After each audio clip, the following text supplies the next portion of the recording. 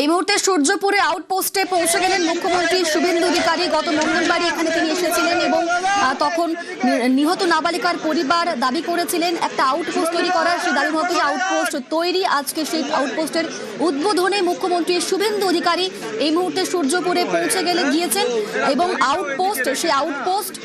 সেখানে আউটপোস্টের উদ্বোধনে পৌঁছে গিয়েছেন মুখ্যমন্ত্রী শুভেন্দু অধিকারী। নাবালিকার পরিবারের দাবি মেনে পুলিশের আউটপোস্ট তৈরি। সূর্যপুরে সেই পুলিশের আউটপোস্টের উদ্বোধনে মুখ্যমন্ত্রী শুভেন্দু অধিকারী।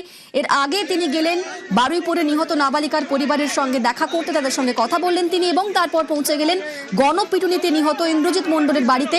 তার পরিবারের সঙ্গে সাক্ষাৎ করলেন তিনি এবং সেখানে ইন্দ্রজিৎ মণ্ডলের দাদাকে চাকরির জন্য সিভিক ভলেন্টিয়ারের চাকরি দিলেন তিনি, সেই ফর্ম তুলে দেওয়া হলো এবং এখন এই মুহূর্তে মুখ্যমন্ত্রী পৌঁছে গিয়েছেন সূর্যপুরের আউটপোস্টে। মঙ্গলবার যখন নাবালিকার পরিবারের সঙ্গে সাক্ষাৎ করেছিলেন মুখ্যমন্ত্রী, সেই সময় নাবালিকার পরিবার দাবি করেছিল একটি আউটপোস্ট তৈরি করার জন্য। সেই দাবি মেনেই আউটপোস্টের কাজ শুরু হয় এবং সেই আউটপোস্ট তৈরি। আজ সূর্যপুরে সেই পুলিশ আউটপোস্টের উদ্বোধনে মুখ্যমন্ত্রী শুভেন্দু অধিকারী।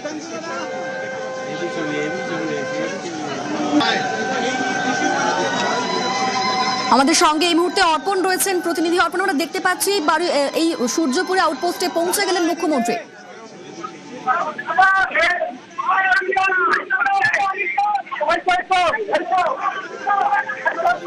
অর্পণ, শোনা যাচ্ছে?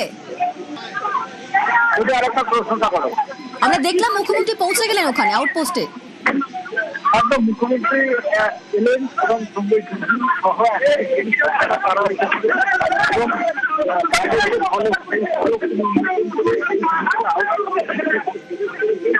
এবং আউটপোস্ট কিভাবে তৈরি হয়েছে সেটা দেখাচ্ছেন দিদি রয়েছেন। তিনি নিজে পুরো বিষয় কোথায় অফিসাররা থাকতেন, কোথায় কর্মচারীরা থাকতেন।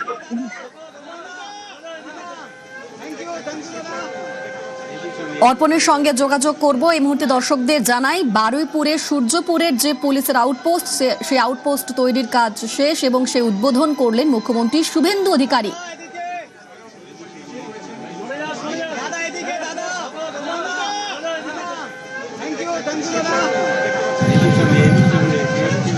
সরাসরি বারুইপুরে সূর্যপুরের ছবি দেখছেন আপনারা। এই সূর্যপুর নিয়ে এলাকার মানুষের অনেক দিন ধরে ক্ষোভ ছিল। তারা বলেছেন যে বিগত সরকারের প্রশাসনকে বারবার বলার পরেও সূর্যপুরের অসামাজিক কাজ রোখা সম্ভব হয়নি এবং সেদিনের সেই নৃশংস ঘটনা, জঘন্য ঘটনা ঘটার পর মানুষ ক্ষোভে ফুঁসতে থাকে যে এই সূর্যপুরে অসামাজিক কাজ হতো। সূর্য ডোবার পর থেকে অসামাজিক কাজ হতো। এখানে মাদক পাচার হতো, মাদক সেবন হতো, এখানে নেশার আখড়া বসতো। সেই সূর্যপুরে আউটপোস্ট। এর আগে যখন মুখ্যমন্ত্রী শুভেন্দু অধিকারী গিয়েছিলেন তখন তিনি বলেছিলেন সূর্যপুরে আউটপোস্ট করতেই হবে, যত দ্রুত সম্ভব করতে হবে এবং সেই আউটপোস্ট দরকার হলে বাড়ি ভাড়া নিতে হবে এখনই, পরের বার যখন আসবো আউটপোস্ট উদ্বোধন করব।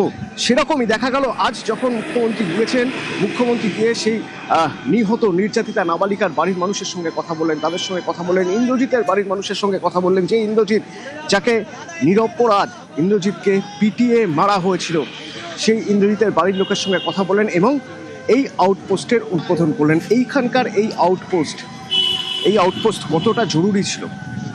আমার সহকর্মীরা রয়েছেন, অর্পণ রয়েছেন। অর্পণ, দীর্ঘদিন ধরে তুমি বারুইপুরে সাংবাদিকতা করছে। এই সূর্যপুরে আউটপোস্টের দাবি অনেক দিন ধরে মানুষ জানিয়ে এসেছেন, হয়নি কোনো দিন। সূর্যপুরে সূর্য ডোবার পর সেখানে অসামাজিক কাজ হতো, সেখানে আউটপোস্ট কতটা জরুরি ছিল। একদমই, দেখো সূর্যপুর এলাকা বারুইপুর থানার থেকে প্রায় 5 কিলোমিটার দূর এই সূর্যপুর এলাকা, যেখানে এই ঘটনা ঘটেছে। এই সূর্যপুরের চারিদিকে যদি দেখা যায়, এই সূর্যপুর এলাকাতেই রয়েছে 4টি গ্রাম পঞ্চায়েত। 4টি গ্রাম পঞ্চায়েতের কানেক্টর এই সূর্যপুর, যেখানে এই আউটপোস্টটি হলো। পুলিশ বিগত সরকারের পক্ষ থেকে দেখা গিয়েছে এখানে একটি পুলিশ ক্যাম্প করেছিল, যেখানে 4 জন পুলিশ কর্মী তারা থাকতেন। কিন্তু এলাকার মানুষের যেটা অভিযোগ যে তারা পরিষেবা তারা পাননি।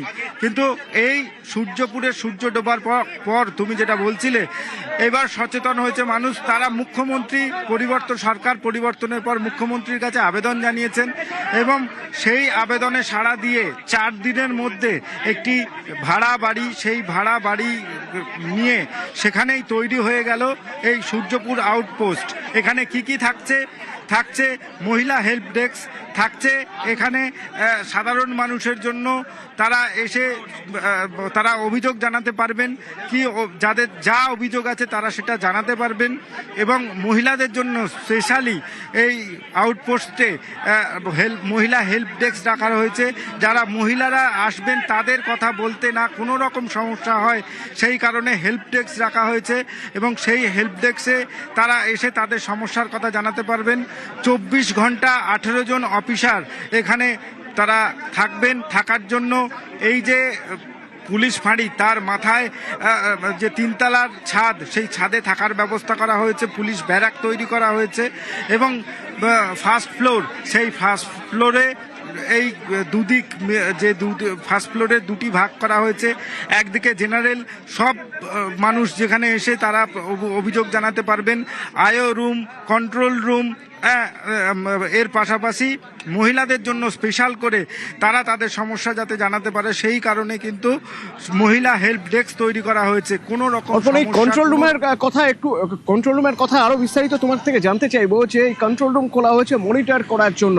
সূর্যপুরে একটা আউটপোস্ট হওয়ার পরে যারা এই নেশার আখড়া বানিয়েছিল সূর্যপুর, ওই রেল লাইনের পার, ওই পুকুর পার, ওই জায়গায়, হ্যাঁ, তারা কিছুটা হলেও ভয়ে থাকবে। কিন্তু তারপরে সাময়িক একটা সময়ের পরে হয়তো আউটপোস্ট দেখাটাও গা সওয়া হয়ে যাবে, নতুন করে অপরাধের ঠিকানা হয়ে উঠবে সূর্যপুর। সেটা আটকানো সম্ভব যদি নিয়মিত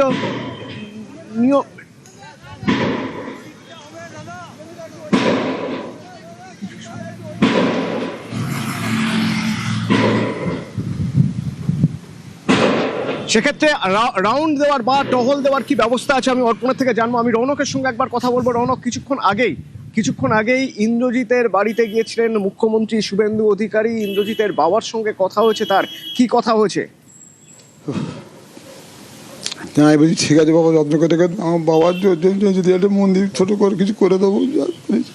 আর বড় ছেলেকে চাকরি দিয়ে গেছে, কি একটা চাকরি দিতে হাঁটতে পারে না বলে বড় ছেলে ভলেন্টিয়ারের চাকরি না, ওই 11টা চাকরি দিয়েছে আর আমাদের যোগাযোগ করে দেবে বলেছে। বলে ঠিক আছে তোমাদের দিকে আমরা আছি এবং থাকবো, এই কথা বলে গেছে। মানে একেবারে আপনারা কোনো আবেদন জানিয়েছেন? আর কারণ আসলে আগের বারে গিয়েছিলাম, ওই একই কথা বলেছে। সেখান থেকে উনি ভিডিওতে কল করেছে, ভিডিওতে খাবার দাবার আমাদের জল জল আমাদের কোনো অভাব কিছু পূরণ রাখিনি। সব আপনার ছেলেকে যারা নির্মম ভাবে মারলো তাদের বিচারের দাবি। আমরা তো সরকারের কাছে মেরেছি, আইনের কাছে মেরেছি, ওপরওয়ালায় বিচার করেছি, ওপরওয়ালা তারা বিচার করবে, আমার বিচার করার ক্ষমতা নেই। গ্রেফতার করা আমি পারিনি, জানিয়েছি ছেলেরা এরকম বুঝবে করে দেবে, প্রলোভনে করে তো করে হিসাব হয়েছে। সে যা হোক তার বিচার সে তাই করে দেবে, আমরা কি করবো পারি? তিনি যা বিচার করবে মাথা পেতে নেবো। প্রশাসন করছে, মূল অভিযুক্তকে গ্রেফতারও করেছে, 40 জনকে গ্রেফতার করেছে। ছিল তো অনেক, এখানে কতজন ছিল মানে ঘটনা জানবি না বাবা, কি জানি। ওই কথা বলে সত্যি বিশ্বাস করে কষ্ট আমার কেউ কষ্ট দিয়ে একা শরীর খারাপ, তারপর খাওয়া দিই না, ভালো লাগছে কষ্ট থেকে। আর কি কথা তো বলবো বারবার।